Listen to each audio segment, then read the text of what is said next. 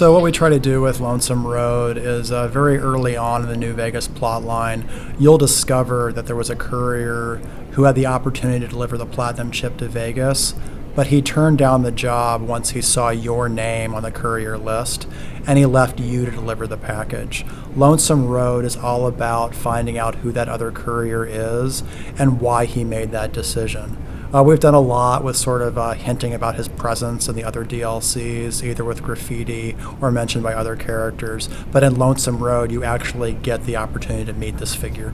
Well, I think Fallout's lucky in the sense that as a franchise, it's very strong and people keep a close eye on it. One other thing I think has helped us with the DLCs is because we've been introducing this longer narrative arc across the four of them. People are sort of seeing that as sort of a second installment, a second storyline in the game, and they do want the ending for that no matter how long the intervals are between the DLC's release.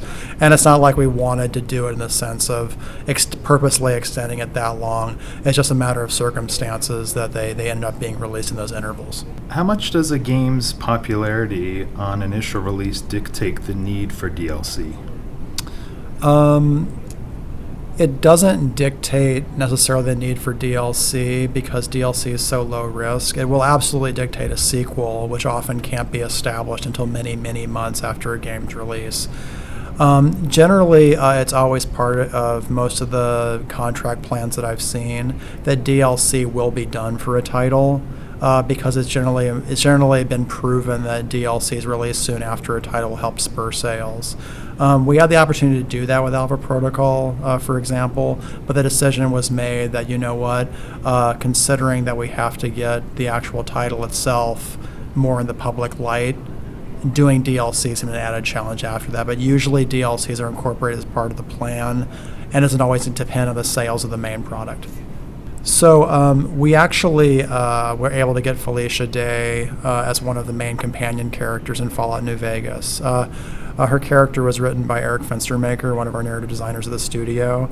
And once we realized that Felicia Day was going to be the actress for this character, we actually went through a process of iteration to make that character stronger and have more ties to various factions in the game itself. So depending on who's actually involved with the project, sometimes we can request certain actors.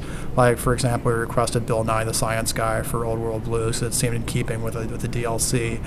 But other times, sometimes actors will approach us. Like Matthew Perry was a big Fallout 3 fan, so the opportunity came up, hey, would you want to work on New Vegas? And then that opportunity presented itself. So there's kind of a give and take back and forth with that. Before I cut you loose, I gotta ask, any plans for a re-release with all the DLC and bells and whistles, anything like that? I don't know. That's a decision that's pretty much up to Bethesda in terms of they want to pursue that or not. I will say that having all the DLCs in one package would be a hell of a thing with the main game, and it's something that I would buy.